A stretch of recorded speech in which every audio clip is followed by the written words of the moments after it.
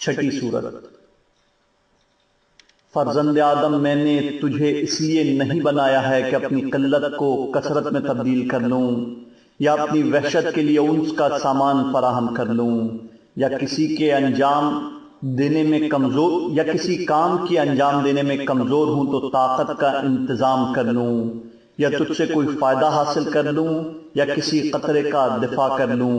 میں نے تجھے اس لیے پیدا کیا ہے کہ ہمیشہ میری عبادت کرتے رہنا